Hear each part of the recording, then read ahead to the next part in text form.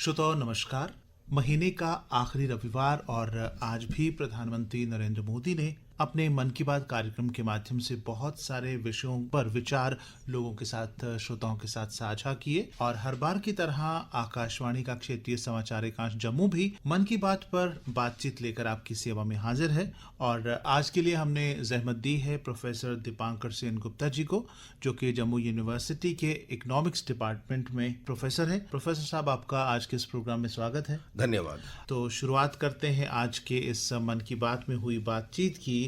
तो शुरू में उन्होंने स्टार्टअप्स और यूनिकॉर्न का जिक्र किया। उन्होंने कहा कि अलग अलग क्षेत्रों में, चाहे वो खेल हो या कोई और क्षेत्र हो, उसमें हम सेंचुरी जो है उसको सेलिब्रेट करते हैं। तो अभी हाल ही में इस महीने के शुरू में ही भारत ने 100 यूनिकॉर्न्स जो है वो पूरे किए हैं। तो इस उपलब्धि को आप कितनी बड़ी और कितनी तेजी से हासिल की गई उपलब्धि के तौर पर देखते हैं? देखिए, पहले मैं बताना चाहता हूं कि ये जो मन की बात का जो प्रोग्राम है, प्रधानमंत्री ने इसको चुना था और इसका चयन किया था ताकि लोगों तक सरकारी जो पॉलिसीज हैं, इनकी जो नीति है, ये पहुंचे। और आज का जो विषय था, जो यूनिकॉर्न से उन्होंने शुरू किया, ये हमारी आत्मनिर्भर भारत की जो विकल्प उन्होंने रखा था कोरोना के बीच, उन्होंने ये उसी का ही है जी। भारत सरकार कई सालों से कह रहा है कि हम जॉब सीकर्स न बने, नौकरी के लिए न खोजे, हम ऐसे बड़े काम करें जिसके चलते हमारी काम से लोगों को नौकरी मिले। जी। तो यूनिकॉर्न क्या है? यूनिकॉर्न एक स्टार्टअप है। स्टार्टअप इंडिया में लोगों को कहा जा रहा है कि आप नए कारोबार बनाइए, नए टेक्नोलॉजीज का इस्तेमाल करिए। यूनिकॉर्न एक ऐसा स्टार्टअप है जिसका मार्केट वैल्यूएशन $1 बिलियन है, मतलब 7,500 करोड़। अब ये जरूरी नहीं है कि ये स्टार्टअप पूरे कारोबार में आ गया हो, पूरे प्रोडक्शन शुरू कर दिया हो, पर वो जो प्रॉमिस दिखाता है, मार्केट को लगता है ये काफी दूर जाएगा, इसमें बहुत कुछ हो सकता है, और इसीलिए शेयर प्राइसेस उनके बढ़ के $1 बिलियन तक पहुंच जाते हैं। और भारत ने ऐसे 100 यूनिकॉर्न्स कुछ ही सालों में प्रोड्यूस किए हैं। उन्होंने कहा कि पिछले साल 44 थे, अब 2-3-4-5 महीनों में ही ऑलरेडी 14 आ गए हैं जी। ये मैं मानता हूं बहुत ही बड़ी उपलब्धि है और ये बहुत जरूरी था। जी। देखिए, हम एक ऐसी स्थिति में आए हैं, हम बेस एक लेट लिबरलाइजर थे। हमारे आगे बहुत सारे बड़ी इकोनॉमीज लिबरलाइज कर चुके हैं, और अगर हमें कम्पीट करना है तो हम दाम के आधार पे उनसे हम कम्पीट करना नहीं चाहिए। नए प्रोडक्ट्स, नए टेक्नोलॉजीज के माध्यम से उनसे कम्पीट करना चाहिए। हमें नए प्रोडक्ट्स दिखाने पड़ेंगे, और इसीलिए स्टार्टअप कल्चर बहुत जरूरी था। क्या यह स्टार्टअप कल्चर हमने जो बनाने की कोशिश कर रहे हैं, क्या ये कामयाब है? यूनिकॉर्न ये जो बनते जा रहे हैं, इससे पता चल रहा है कि हम कामयाबी की ओर बहुत रफ्तार से बढ़ रहे हैं। जी। और साथ ही साथ उन्होंने मेंटोर्स का जिक्र किया, जो कि इनको ट्रेन कर रहे हैं, उनका मार्गदर्शन कर रहे हैं, उनको गाइड कर रहे हैं। बिल्कुल। सपोज मैं एज ए युवा अगर कुछ करना चाहूं तो मेरे पास हो सकता है उतने संसाधन ना हो या उतने क्षमता ना हो, लेकिन मुझे कोई गाइड करने वाला होना चाहिए। तो ये जो मेंटोर्स हैं, इनको गाइड करने वाले, उनकी अहमियत कितनी बड़ी है, और जो जानकार हैं उनका क्या फर्ज बनता है कि अपने देश के नौजवानों को किस तरह गाइड करके आगे लाया जाए ताकि वो आत्मनिर्भर बन सके? देखिए, मेंटोरिंग बहुत जरूरी होता है, खास करके जो स्टार्टअप्स में आ रहे हैं, हमारे इंजीनियर्स वगैरह आ रहे हैं। बहुत सारे लोग ऐसे आ रहे हैं जिनके फैमिली बैकग्राउंड व्यापार का नहीं है। जिसके फैमिली बैकग्राउंड व्यापार का नहीं है, उसमें व्यापार करने के लिए क्या क्या करना चाहिए, क्यों, कौन सी गलती से बचना चाहिए, उनके लिए मेंटोरिंग बहुत जरूरी होता है। और विशेषकर वो लोग जो ऑलरेडी सक्सेसफुल बिजनेसमैन हैं, जो रिटायर्ड बिजनेसमैन हैं, वो अगर आ जाते हैं तो ये बहुत बड़ा एक मल्टीप्लायर इससे होता है, क्योंकि उनको पता है कि उन्होंने क्या गलतियां की, उन्होंने कौन कौन से काम किए जिसके चलते उनका बिजनेस खड़ा हो गया। अब आप कहेंगे क्या ये व्यस्त लोग नहीं है? ये व्यस्त हैं, पर इनमें से काफी लोग हैं वो जो बेसिकली अवकाश ले चुके हैं बिजनेस से। वो अपना बिजनेस बेच चुके हैं, काफी पैसे उन्होंने बनाए हैं, अब उनके पास वक्त है। और जिन्होंने नाम लिया श्रीधर वेम्बू का, वो तो सीरियल एंटरप्रेन्योर है, और उन्होंने बहुत सारे लोगों को मेंटोरिंग कर रहे हैं। वो भी कह रहा है कि नौकरी छोड़ो यार, तुम्हारे पास आइडियाज है जिसके चलते तुम लोगों को नौकरी दे सकते हो। तुम दूसरों के लिए काम करके उनके धन बढ़ा रहे हो, इससे बेहतर है कि आप अपने आइडियाज, आपके जो दिमाग में है, वो आप फील्ड पे लाइए और लोगों को नौकरी दीजिए और आप धन भी कमाइए। तो इसीलिए मेंटोर्स का रोल जो है बहुत इंपॉर्टेंट होता है, और ये खुश की बात है कि इनकी जिक्र की गई। जी, यानी अपने देश के नौजवानों को, अपने देश के लोगों को, अपने देशवासी हैं उनको मदद करने के लिए, जैसे आपने श्रीधर वेम्बू जी का जिक्र किया, उसके बाद प्रधानमंत्री ने मदन पड़ाकी और मीना शेनॉय का भी जिक्र किया, जो कि डिसेबल्ड, ट्राइबल और इस तरह के वर्गों के लोगों को एकत्रित करके उनको अपने पैरों पर खड़ा होना उनको सिखा रहे हैं। उसके बाद उन्होंने एक महिलाओं के सेल्फ हेल्प ग्रुप की बात की, जिन्होंने थंजावुर डॉल्स जो हैं उसको बनाकर न केवल भारत बल्कि दुनिया के स्तर पर उसको उजागर किया, और उसके साथ साथ कितने सारे और छोटे छोटे ग्रुप जुड़ चुके हैं, महिलाओं को स्वरोजगार मिल रहा है और उनकी इन डॉल्स को एक जीआई टैग भी मिल चुका है। तो इस उपलब्धि को और महिलाओं के जज्बे को, जैसे हम कहते हैं कि हमारी कोई मदद करे, लेकिन स्वयं सहायता ग्रुप जो है वो अपनी मदद के साथ इस तरह से कर सकते हैं, तो और लोग क्यों नहीं। पहली बात है, जब हम स्टार्टअप कल्चर की बात करते हैं ना, तब हमारा दिमाग में ये आता है स्टार्टअप कल्चर हाई टेक्नोलॉजी होता है, जहां पे टेक्निकल लोग जो है वही कर सकते हैं वगैरह वगैरह। एक बात ये सच नहीं है आप, और इसमें ये ग्रोइंग वोकल फॉर लोकल की बहुत बड़ा एक अहमियत है। दूसरी बात इंक्लूजन, कि ये सिर्फ कुछ इंजीनियरिंग ग्रेजुएट्स या फाइनेंशियल विजकिट्स नहीं कर सकते हैं, एंटरप्रेन्योरशिप बहुत सारे लोगों में है, इसको उजागर करना है और उसके लिए मेंटोरिंग काफी जरूरी है। उन्होंने जो मदन पड़ाकी की बात की कि रूरल मेंटोरिंग बहुत जरूरी है।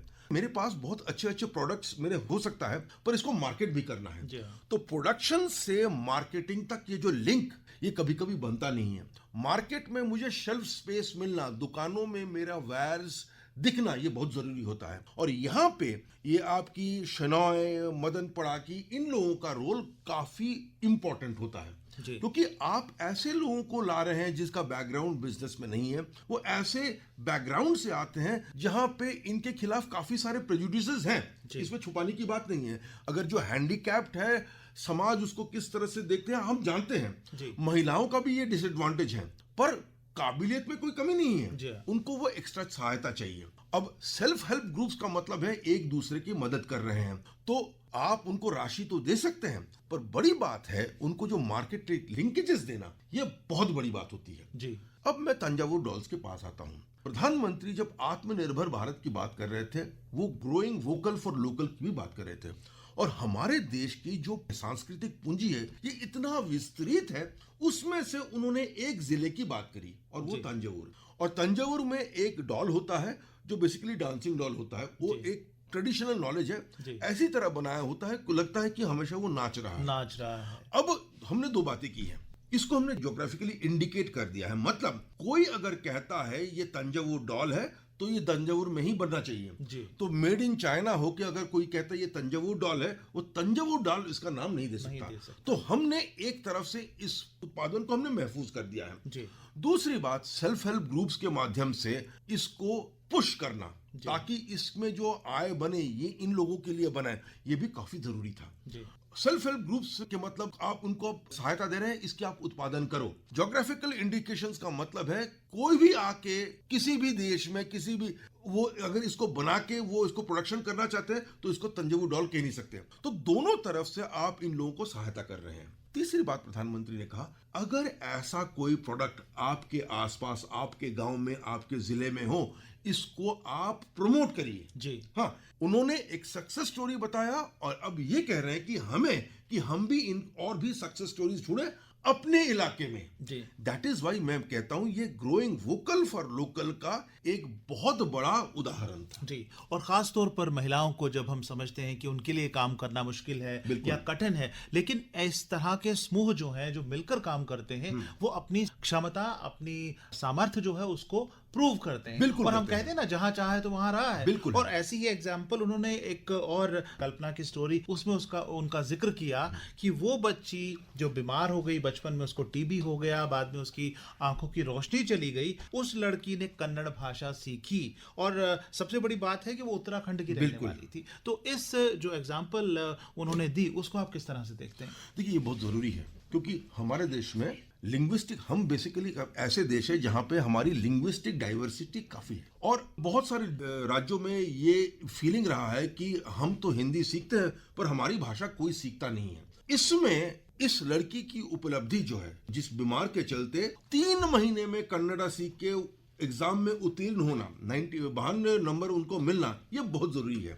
पर उन्होंने एक और बात कही, ये तो एक इंडिविजुअल फीट है, एक उन्होंने बात करी कि हमारी देश की संविधान जो कुछ भाषाओं में है, उसमें पश्चिम बंगाल के पुरुलिया में एक प्रोफेसर, उन्होंने इसको सावथाली भाषा में इसको अनुवाद किया है, सावथाली लिपि में इसको अनुवाद किया है। ये बहुत बहुत ही अहम, मेरा मानना है, एक उपलब्धि है। और इसलिए ये खुशी की बात है क्योंकि आपको शायद पता होगा कि डोगरी में भी भारत संविधान का अनुवाद हो चुका है। जी। और सबसे बड़ी बात मेरे लिए ये है कि हमारे जम्मू यूनिवर्सिटी के प्रोफेसर इसमें शामिल थे। तो मैं खुश हूं कि जम्मू यूनिवर्सिटी के से लोगों ने जो किया है, मेरे होम स्टेट में पुरुलिया जिले में भी प्रोफेसर सावथाली भाषा में ये काम कर रहे हैं। मुझे लगता है कि ये बहुत बड़ी इंपॉर्टेंट, एक बहुत कामयाबी की एक निशानी है। और मैं दोनों और बहुत बड़ी बात है जब भारत के सभी समानता की बात करते हैं, एक भारत श्रेष्ठ भारत की बात करते हैं, तो चाहे वो भाषा या बोली छोटे ही क्यों ना हो, छोटे ही इलाके तक सीमित क्यों ना हो, वहां के लोगों को भी अपने संविधान को जानने पढ़ने का हक है। तो उस भाषा में ये करके उन्होंने, श्रीपति टुडू जी ने जो योगदान दिया है, ये वाकई बहुत सराहनीय है और इसकी सराहना की जानी चाहिए। और ऐसा ही जज्बा अन्य भाषाओं और बोलियों के जो जानकार हैं उनके अंदर भी होना चाहिए। और दूसरी बात, हमें भी दूसरी भाषा सीखना चाहिए जी। हम कंफर्ट जोन में आ जाते हैं। अगर हम दूसरी भाषा, कोई और राज्य की भाषा थोड़ा मेहनत करके सीख लेते हैं तो इंटीग्रेशन के लिए यह बहुत बड़ी चीज होती है। प्रोफेसर साहब, इसके बाद प्रधानमंत्री ने बात की 4 धाम यात्रा और वहां पर लोगों द्वारा फैलाए जाने वाली गंदगी की। जब हम किसी भी यात्रा के लिए जाते हैं, चाहे हम मनोरंजन के लिए जाएं या किसी धार्मिक उद्देश्य के साथ या आस्था के साथ जाते हैं, तो उसके बावजूद हम उस चीज़ को क्यों गंदा करते हैं? क्या ऐसी वजह है कि हम भूल जाते हैं कि ये स्थान हमारा है, पवित्र है, चाहे वो धार्मिक दृष्टि से है, ऐतिहासिक दृष्टि से है या किसी अन्य दृष्टि से वो इम्पोर्टेंट प्लेस है, क्यों गंदा करते हैं हम? मुझे लगता है कि हमें उतना अनुशासन नहीं है जितना होना चाहिए। और दूसरी बात ये भी है कि जिस लोकेशन में जाते हैं उसकी तारीख क्या रहा है, उसकी इतिहास क्या रहा है, वो भी इंपॉर्टेंट है। कुछ कुछ जगह पे ये इस तरह से मैनेज किया जाता है, जब लोग साफ सफाई देखते हैं वो उसको साफ सफाई रखते हैं, साफ रखते हैं, और जब वो गंदगी देखते हैं तो वो भी उतनी साफ सफाई रखने की कोशिश नहीं करते, क्योंकि लगता है गंदा है तो हमने भी गंदगी फैला दी तो कोई फर्क नहीं पड़ता। प्रधानमंत्री 2 चीज की बात की। एक है, जब हम 4 तीर्थ यात्रा करते हैं तब सफाई करने की हम कोशिश करें, पर उन्होंने उन संस्थाओं का भी उन्होंने जिक्र किया है जो इन खुद अपनी तरफ से साफ रखने की कोशिश करते हैं। ये सेवा है। तो जिन्होंने कहा कि तीर्थ यात्रा और तीर्थ सेवा दोनों जरूरी होता है, इसके चलते उन्होंने कुछ लोगों का भी जिक्र किया। मनोज बैनवाल की, गुप्त काशी में बहुत सारे लोगों की बात करी, चंपा देवी की बात करी, ये भी उत्तराखंड के हैं, जिन्होंने अपने गांव में महिलाओं को वेस्ट मैनेजमेंट का कॉन्सेप्ट दे रहे हैं। क्योंकि साफ सफाई की बात सिर्फ नहीं है, जो गंदगी आता है, जो वेस्ट जनरेट करते हैं, इस वेस्ट को हम कैसे डिस्पोज ऑफ करें, ये एक बहुत लंबा एक प्रोसेस है। ऐसा नहीं कि कूड़ा इधर से उठा के उधर फेंक दे, क्योंकि साफ सफाई नहीं होती है। हम गंदगी एक जगह से लेके दूसरी जगह पे भेजते हैं। इसका मैनेज करना ये बहुत ही इसकी अहमियत काफी है, और ये महिला चंपा देवी जी ऐसा कर रहा है, और इसीलिए ये सराहनीय है। दूसरी बात है, उनको ये भी कहा कि ऐसे करते करते उन्होंने एक लोकल वन को भी उन्होंने सृष्टि की है, और माउंटेन स्टेट में फॉरेस्ट कवर होना कितना जरूरी होता है, ये मुझे लगता है कि ये लोगों को समझाने की कोई जरूरत नहीं है जी। तो मैं मानता हूं ये काफी अहम है। पर जैसे प्रधानमंत्री जी ने कहा, जहां पे हम देखते हैं कि हम में से बहुत सारे लोग जो है वो गंदगी फैलाते हैं, मान लीजिए हजारों में या सैकड़ों में, लेकिन कुछ चुनिंदा लोग ऐसे भी हैं जो उस गंदगी को साफ करते हैं। जैसे उन्होंने जिक्र किया, गुप्त काशी के रहने वाले सुरेंद्र बागवाड़ी का जिक्र उन्होंने किया, और रुद्रप्रयाग में रहने वाले मनोज बैंजवाला का उन्होंने, और देवरगांव की चंपा देवी का जिक्र किया। जिस तरह से उन्होंने अपने लेवल पर, अपने दम पर, अपनी निष्ठा के साथ जो बीड़ा उठाया है स्वच्छता का, इस जज्बे को आप किस तरह से देखते हैं, और सभी सुनने वालों को इस जज्बे को किस तरह से ग्रहण करना चाहिए? देखिए, हमें तो ये सीख लेना चाहिए कि अपनी तरफ से निस्वार्थ सेवा करके कोई अपनी इलाका को साफ कर रहा है, कम से कम हम वहां पे जाके कूड़ा तो अपना फेंके जी। हमें गंदा नहीं करना चाहिए, अगर संभव हो हाथ बटाना चाहिए, क्योंकि ये एक शेयर्ड रिस्पॉन्सिबिलिटी है जी। मैं सोचूं कि यार अधिकारी है करने के लिए, अगर वो नहीं कर रहे हैं मैं क्या करूं, या एक संस्थान है वो स्वेच्छा से कर रहा है तो मैं क्या करूं, ये गलत बात है। कोई अगर कोई मुहिम में लगा हुआ है, निस्वार्थ तरीके से कोई मुहिम में लगा हुआ है, हमारा भी काम बनता है कि उसमें हम भी कुछ सहायता करें जी। तो इसीलिए जैसे प्रधानमंत्री ने कहा कि तीर्थ सेवा उतना ही अहम है जितना तीर्थ यात्रा है। जी इसको हम अपनाएं। अगर हमें गंदगी न फैलाए, अगर कोई फैला जा रहा है, उनको समझाए कि ऐसा ना करो। फैलाने के लिए हर जगह पे आपके पास कूड़ेदान रहता है, जी लोग कूड़ेदान को छोड़ के कहीं और फेंक देते हैं। जी जी ये लोगों को कहना, प्यार से कहना बड़ी बात नहीं है। कहते हैं ना कि अगर आप समस्या का समाधान नहीं बन सकते तो कम से कम समस्या की वजह तो मत बनिए। बिल्कुल जी, अगर आप सफाई नहीं कर सकते तो कम से कम गंदगी मत फैलाइए, इस जज्बे को लेकर बिल्कुल। चलिए। और देखिए, जिनका जिक्र प्रधानमंत्री ने कहा कि देवर गांव की चंपा देवी, बिल्कुल। वो महिलाओं को वेस्ट मैनेजमेंट सिखा रही बिल्कुल। है। कितनी बड़ी बात है। आज हम यूनिवर्सिटीज में बैठ के या बड़े बड़े इंस्टीट्यूशंस में बैठ के हम वेस्ट मैनेजमेंट की बात करते हैं, म्यूनिसिपैलिटीज में बैठ के ये बात करते हैं कि बड़े पढ़े लिखे लोगों की ही बात है। लेकिन इस दूर दराज के गांव में ये महिला दूसरी महिलाओं को, अपनी साथियों को वेस्ट कचरा प्रबंधन जो है उसके बारे में सिखा रही है। बिल्कुल। तो ये कितनी बड़ी मिसाल ये है। बहुत बड़ी बात है, क्योंकि जैसे मैंने कहा कि वेस्ट मैनेजमेंट, हम क्या कहते हैं, वेस्ट एक जगह से उठा के दूसरी जगह ले जाते हैं। जी ये डिस्पोज ऑफ करने की तरीका नहीं है। डिस्पोज ऑफ करने के लिए एक प्रणाली होता है जिसकी जानकारी कम लोगों के पास है, और जिन कम लोगों के पास है उन्हीं के पास ही रह जाता है। जी ग्राउंड में ये कैसे ट्रांसलेट होगा वो होता नहीं है। जी हाँ। इन्होंने गांव में दूसरे महिलाओं में, जिसमें जहाँ पे पढ़ाई की स्तर जो है कम है, उनको सिखाया जा रहा है, उनको हिस्सेदार बना रहे हैं। मैं मानता हूँ ये बड़ी बात है, बहुत सही एनलाइटनमेंट तो यही है, यही है। जागरूकता हम जिसको बिल्कुल कहते हैं। कि जब तक आपकी नॉलेज यूनिवर्सिटीज में रह जाता है वो ठीक है शोध के लिए, पर हमारा काम है कि दुनिया की जो हालत है उसकी बेहतरी करे। जी इस गांव में ये लड़की, ये महिला यही कर रही है, और मुझे लगता है कि इसके चलते उस इलाका का काफी तरक्की भी होगा। और उस इलाके में इस महिला ने एक वन भी चालू कर दिया है, जंगल क्रिएशन। और फॉरेस्ट एरियाज में जंगल क्रिएशन, मैं मानता हूं फॉरेस्ट कवर बढ़ाना, इससे बड़े पुण्य तो हो ही नहीं सकता। जी। अब पिछले कुछ सालों से हमारा जो योग है उसका प्रचार प्रसार हुआ है, उसकी लोकप्रियता बढ़ी है। बिल्कुल। और अब क्योंकि इस साल हम आज़ादी का अमृत महोत्सव मना रहे हैं, आज़ादी के 75 साल मना रहे हैं, तो इसको, योग को अलग ढंग से, योग दिवस को, अंतर्राष्ट्रीय योग दिवस को अलग ढंग से मनाने का एक कोशिश किया गया है। जैसा उन्होंने जिक्र किया कि जहां सूर्योदय होगा सबसे पहले, वहां से शुरू होते होते होते, जैसे रिले रेस होती है। बिल्कुल। आज़ादी के 75वें वर्ष के रूप में इस आइडिया को आप किस तरह से देखते हैं? देखिए, सबसे बड़ी हमारी उपलब्धि जो हुई ना, हमने हिंदुस्तान को योग से जोड़ा है। वैसे लोगों को पता है कि योग हिंदुस्तान से ही आता है, पर हमने पहले भारत से योग को जोड़ा है। जी योग क्या है? स्वास्थ्य के लिए है। तो हम एक ऐसी रिवाज के साथ जुड़े हुए हैं, पहचान हमारी हो रही है, जिसके अगर लोग फॉलो करते हैं उनका स्वास्थ्य बेहतर होता है। जी। मुझे लगता है कि इससे बेहतर मानसिक स्वास्थ्य, फिजिकल स्वास्थ्य के लिए एक देश का जुड़ा रहना, उनका ब्रांड नेम, उनका पहचान, इसके साथ जुड़ा होना, ये बहुत बड़ी बात है। जी अब इसको एक नया तरीके से फिर इसको रीइंफोर्स करना चाहते हैं कि हम सूरज को ट्रैक करेंगे। जी हाँ। जहां जहां सूर्योदय होगा वहां पे इंडियन मिशंस दूसरे योगा एक्सपर्ट्स के साथ वहां पे ये एक्सरसाइज करेंगे। जी।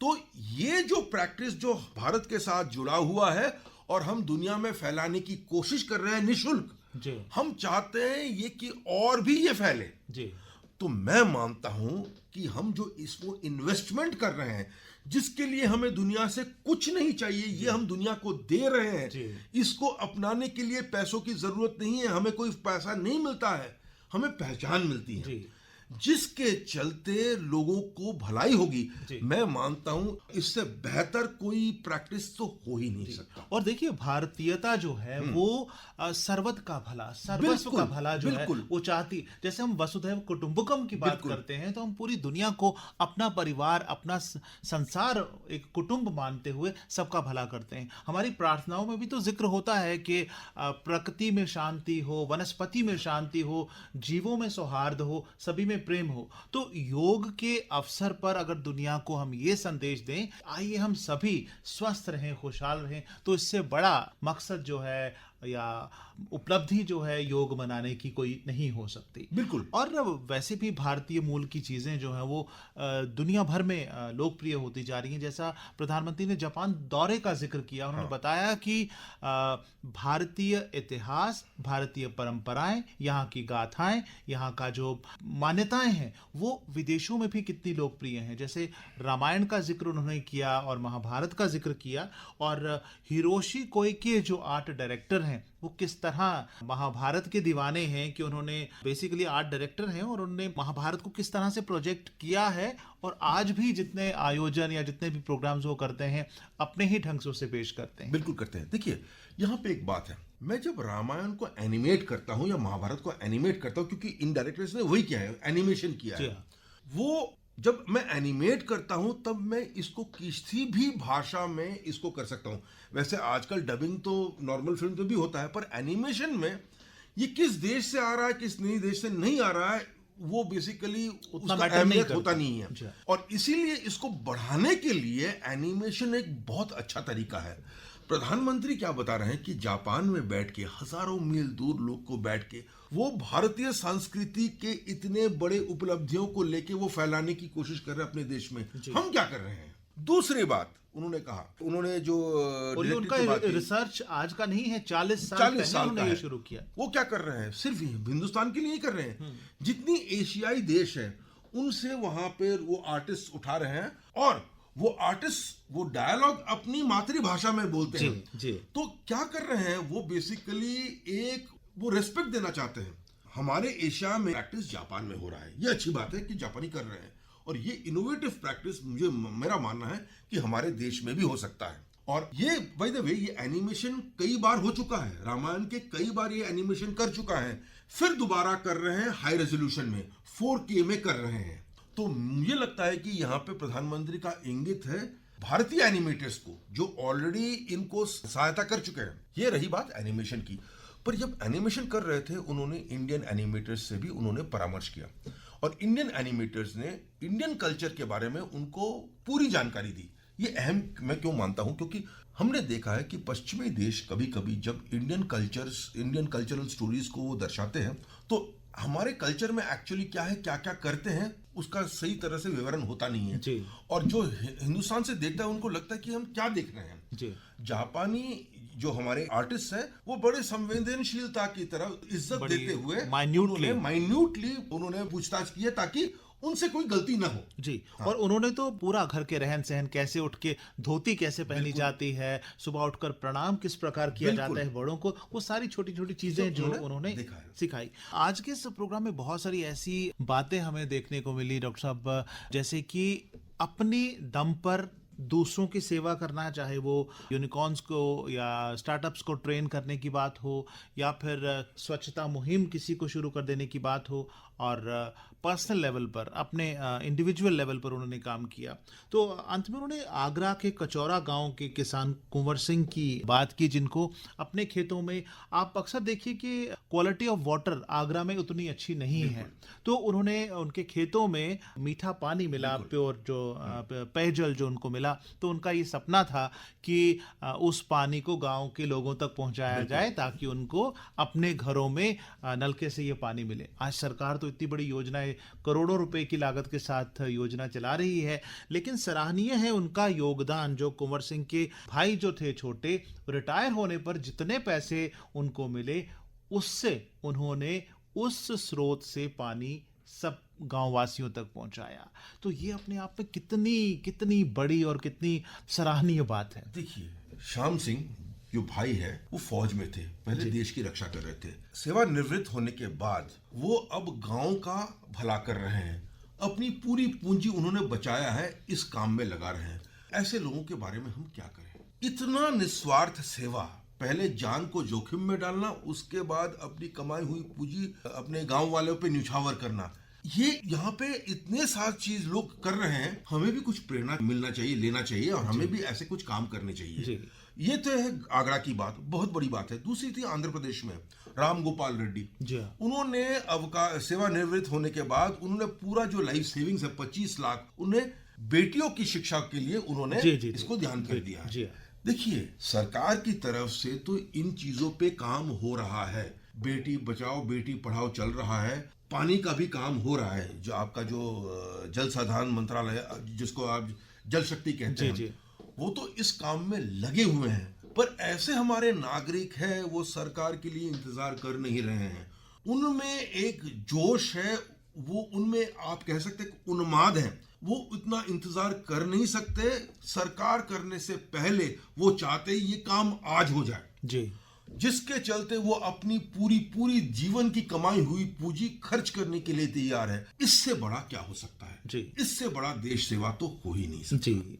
और अंत में हम यही बात कहना चाहेंगे, और मैं चाहूँगा कि आप भी सुनने वालों को कहें कि हम देशभक्ति की बात करते हैं, देश सेवा की बात करते हैं, लेकिन सिर्फ बात करना काफ़ी नहीं होता। उस सेवा भाव को व्यावहारिक रूप में उतारना, आज के मन की बात में तो कितनी एग्जाम्पल्स मिल गई, जो लोगों ने अपने दम पर वो कर दिखाया जो आम इंसान के लिए पॉसिबल नहीं है, मुमकिन नहीं है। और इनका उदाहरण तो अपने आप में सराहनीय है ही। तो अपने जीवन में डॉक्टर साहब, मैं आपसे अंत में यही चाहूँगा, आप बताना चाहें कि अगर हम अपने आप को सच्चा देशवासी कहते हैं, और ये संदेश सिर्फ भारत के लिए नहीं है, आप पाकिस्तानी हैं, अमेरिकन हैं, कैनेडियन हैं, ऑस्ट्रेलिया के हैं, कहीं भी हैं, अपने देश के लिए आपके अंदर ये जज्बा होना कितना ज़रूरी है अगर हम चाहते हैं कि हमारा राष्ट्र मजबूत हो। देखिए, बहुत जरूरी है। पर जैसे प्रधानमंत्री ने कहा, हम एक छोटे काम से शुरू करते हैं। इस गर्मी में जानवरों के लिए, पशुओं के लिए, पक्षियों के लिए एक कटोरे में पानी रख के बाहर रख दे, ताकि गर्मी में उनको पानी मिल जाए। जी, एक छोटा काम से शुरू करिए। जी, ये निस्वार्थ काम है, और इसको करने के लिए ज्यादा आपको मेहनत करना नहीं पड़ेगा और ज्यादा खर्च भी नहीं करना पड़ेगा। ये थोड़ा एफर्ट करना पड़ेगा। प्रधानमंत्री ने कहा आप इससे शुरू करिए, जी, वो तो बाद में आएगा, आप इससे तो शुरू करिए, क्योंकि बाकी सब काम के लिए आपको और भी मेहनत मुशक्कत करना पड़ेगा। पर निस्वार्थ काम छोटे छोटे काम से शुरू होता है। जी।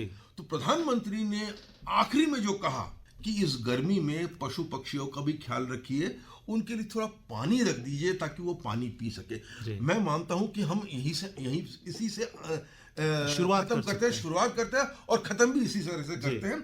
जो ये काम शुरू करेगा, मुझे लगता है कि आहिस्ता आहिस्ता दूसरे काम में भी वो कर पाएंगे। जी। प्रोफेसर साहब, आज की इस बातचीत में हिस्सा लेने के लिए अपने बिजी शेड्यूल में से आपने समय निकाला और इस पर चर्चा की, और अपने विचार भी आपने श्रोताओं के साथ साझा किए। यहाँ आने के लिए हमारे स्टूडियोज़ में आपका बहुत बहुत शुक्रिया।